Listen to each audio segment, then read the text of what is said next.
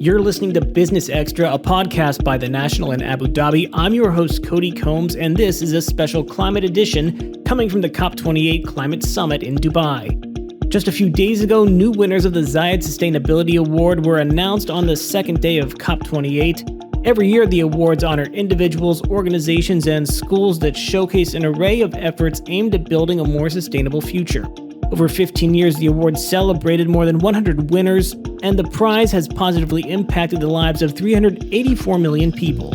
This year, the prize announced it would be increasing its endowment from $3.6 million to $5.9 million to strengthen its commitment to promoting sustainable and humanitarian development. We are delighted to be joined by two of those winners from the climate action category, which was a new category this year, and the food category. Each of them is awarded $1 million to help scale their innovative solutions and deliver transformational progress around the world, especially across the global south. But before we start, if you want to get all the latest episodes of Business Extra, please follow and subscribe on your favorite podcast app. I am joined now by Ahmed Sourani, who has won in the food category the Gaza Urban and Peri-urban agriculture platform at GPAP from Palestine, won for its contributions to supporting a more resilient agriculture sector in Gaza. It facilitates access to locally produced food, providing job security to 200 women agripreneurs and benefiting more than 7,000 people. I'm also joined by Caroline Slootweg, who won in the new climate action category, Kelp Blue. A Namibian SME won the prize for its ambitious efforts to cultivate large-scale kelp forests in deep waters, contributing to the restoration of ocean biodiversity while capturing 100,000 tons of CO2 from the atmosphere annually. Additionally, their operations have generated job opportunities for coastal communities. Thanks so much, both of you, for joining us. First off, Caroline, can you provide a brief overview of Kelp Blue and its mission to cultivating large-scale kelp forests in the deep waters? Yes, absolutely. So we cultivate giant kelp, and giant kelp is the largest seaweed found on the planet. And one thing to know about seaweed is maybe a lot of people think it's that smelly stuff that's on the beach, but it is absolutely, it's there, but there you can do so much more with kelp than just pick it up from the beach. It is an enormously beneficial organism for the environment. And what we are doing is we are cultivating it offshore in Namibia. A lot of people probably don't know, but the majority of our planet is actually ocean. So there is a lot of ocean that we can be using. So what we're doing is we're cultivating kelp offshore away from the coastal line so we can really cultivate at scale. So how does the cultivation of large-scale kelp forests contribute to the restoration of ocean biodiversity? So kelp forests are things, they're called ecosystem builders. And an ecosystem builder is anything that has the ability to create or destroy an ecosystem. And the biggest example of an ecosystem builder are, of course, human beings, both positively and negatively.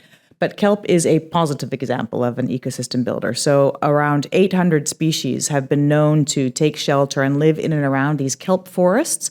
And they really are forests. So just think of a rainforest which has the trees, but it has everything else around it. It has the orchids, it has the vines, it has the animals, it has the insects. A kelp forest is exactly the same, except it's underwater. So when you plant kelp forests, you promote an enormous amount of marine biodiversity. You touched on seaweed, and it's hard to romanticize or get people to care about the idea of seaweed. I was speaking with someone who was talking about coral reef restoration. He said it's an uphill climb because you can get people to save the trees. You can get people to save animals who live near those trees because they're there, you see them. But all this amazing stuff underwater, it's hard to convince people to donate or act on that cause. Is that a problem for you, or is it changing?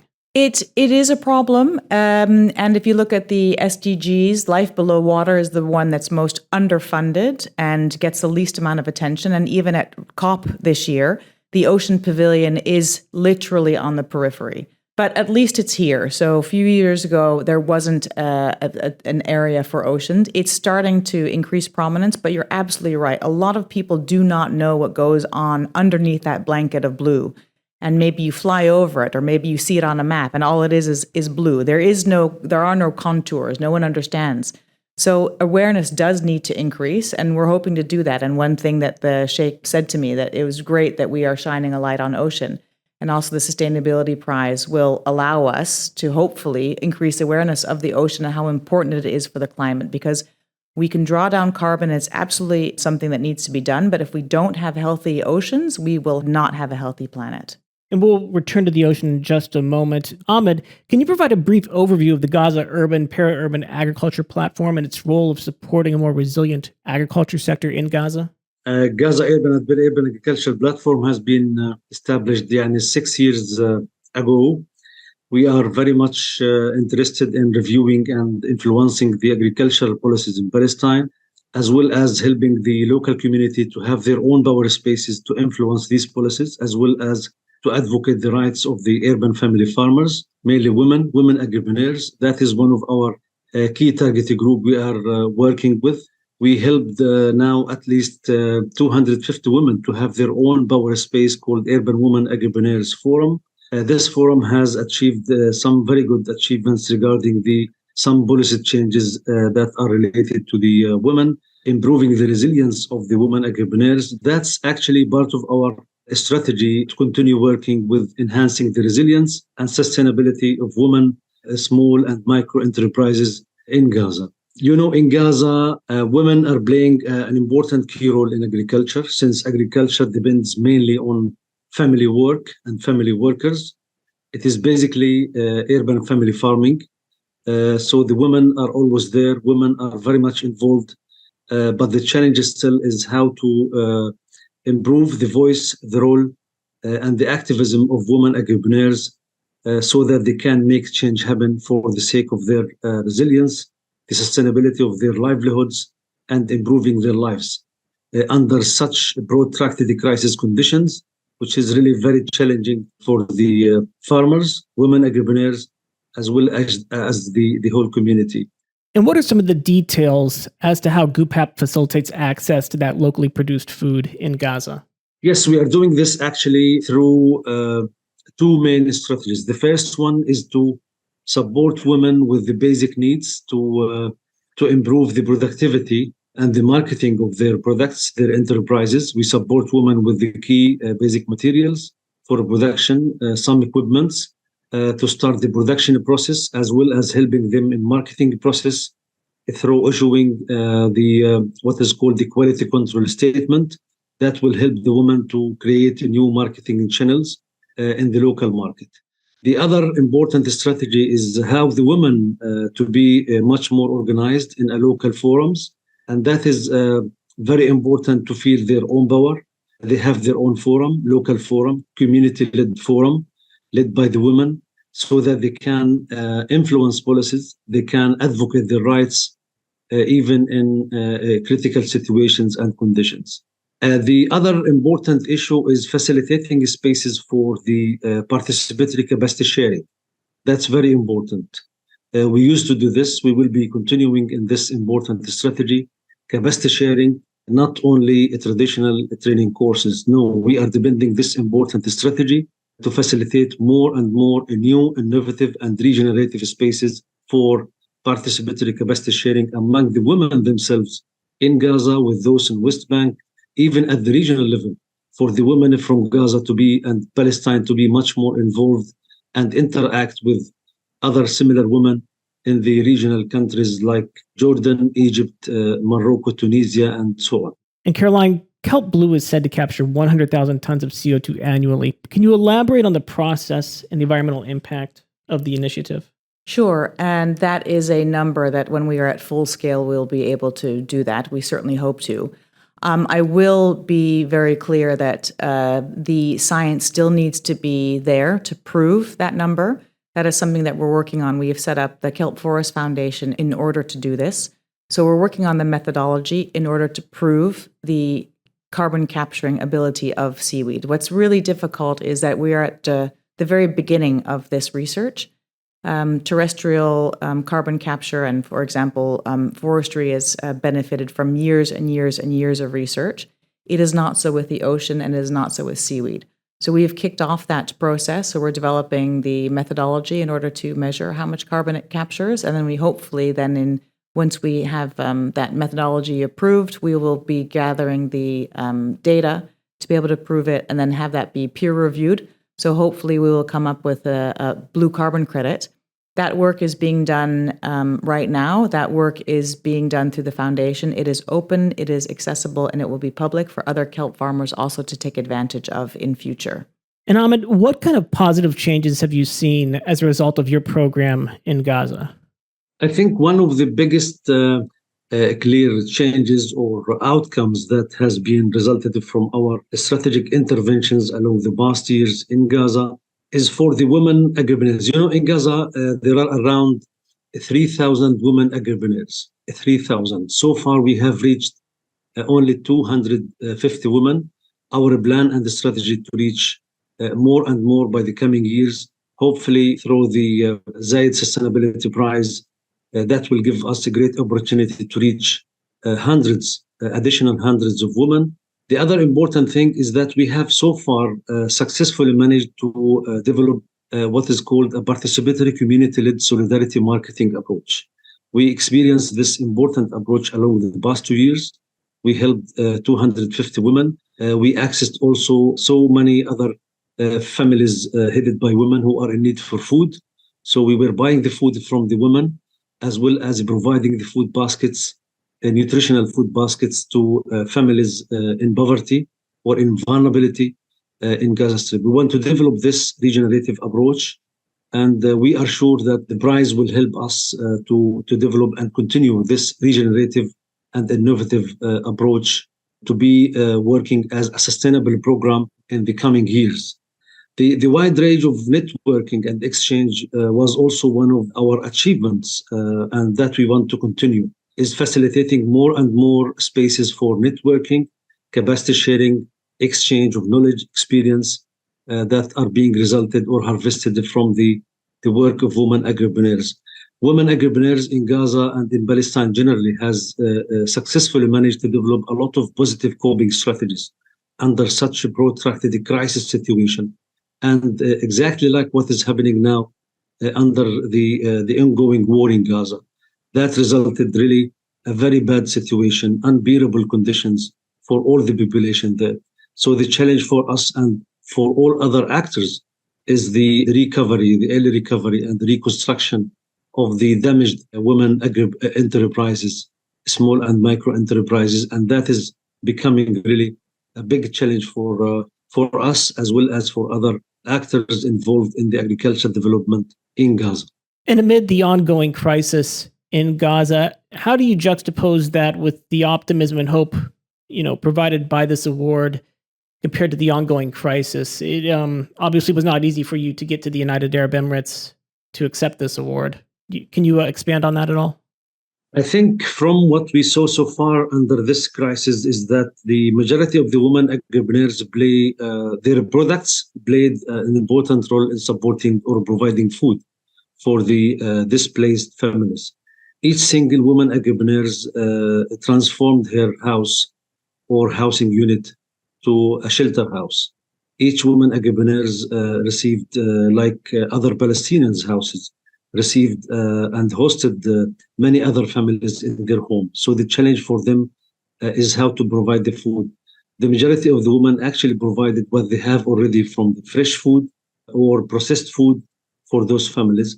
And that put the women agripreneurs in a big challenge, as well as other urban family farmers. I think we need to build on the existing positive coping strategies. That's our biggest lessons learned from the past wars happened in Gaza until this moment. But the destruction is very wide, is very deep, and the need is becoming very, very high day by day, which means a lot of interventions are needed so far. Based on the recent quick assessment we have done in GPAP during the last few weeks and days, is that 30% of the women enterprises has been totally affected or damaged. Another 30% has lost already the ability for production, and the rest are still working with very limited capacity. This important sector is really very key. As you know, women, small and micro enterprises play a key role under a crisis in providing food and support for other families in need or in vulnerability under a crisis situation like what is going on now in Gaza. And Caroline, in what ways have local communities assisted and positively been impacted by Kelp Blue? We are operating in Luderitz, which is a community where there's only one road into it and one road out. I mean, it's the same road, and the next town is over 120 kilometers away. So we have a pool of people there, and they are looking for jobs. So the stage we are right now, so we have 5 hectares of seaweed in the water, and we have a processing plant ready to process the seaweed. And at the moment, we are employing 60 people. So 95% of them are local hire, which we're very proud of. And we are also 40% female, which is also something that we're extremely proud of. And we hope to continue to scale that. So what Kelp Blue's mission is, and our ethos is, we have a locals first policy. That means wherever possible, it's extended to the local community first jobs, then it's extended to the region, then the country, and then going abroad. Because we firmly believe that if we're going to have a large amount of impact, we need to be employing people that are in the communities because they know the community best. They know what the community needs, and it doesn't make sense bringing people in from abroad. And this is something that we'll continue doing. But what we also do is we invest heavily in research, and we sponsor master's students to come do research, and that then helps the academic levels and the academic knowledge that is in and around kelp forests, and something that we will also continue to do. So that having a community impact is very important for us. And what are Kelp Blue's future plans for expanding and increasing that impact? It might sound strange to talk about environmental causes in this way. Nonetheless, you want to replicate the success, I would assume. Absolutely. We would definitely want to replicate the success. Well, we were certainly not finished in Namibia, so we want to scale in Namibia. And that is number one on our agenda. But if you look at where kelp grows, the kelp that we grow grows in very cold, nutritious water. So that means we're only going to be where the kelp actually grows. So we have a 5-hectare pilot farm in New Zealand, and hopefully we will also be expanding to Alaska quite soon. So in the coming years, we hope to be operating in multiple locations around the world. And Ahmed, can you talk a little bit about GPAP's plans for perhaps scaling and increasing its impact? Based on our strategy is to continue enhancing and empowering the resilience of the small and micro enterprises of women, reaching thousands of the women in the coming 3 years, helping the women to organize themselves in a local community-led forums. That's very important because the change sometimes cannot be happen only by supporting or providing support or aid for the women or the enterprises, but the ability for the women to influence policies, advocate their rights, that also can make a change happen for the sake of the women's situation and improving their lives as well as their livelihoods.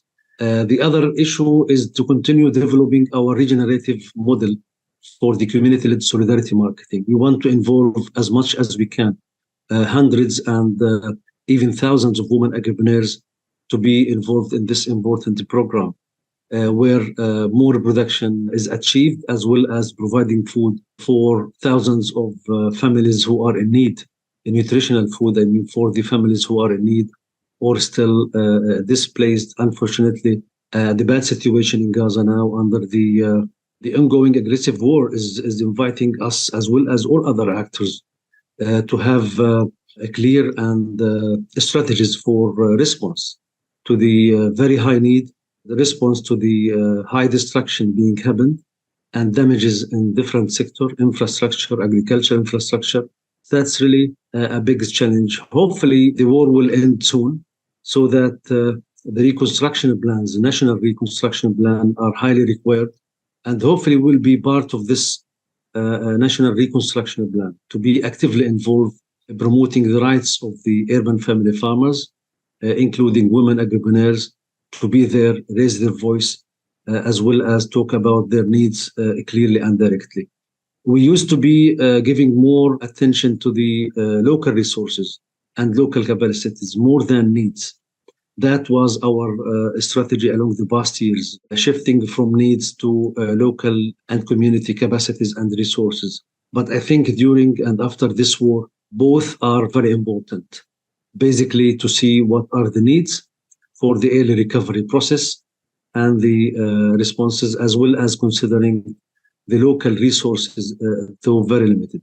And Caroline, for Kelp Blue, are there any new projects or initiatives that we should look forward to in the not too distant future or long-term future?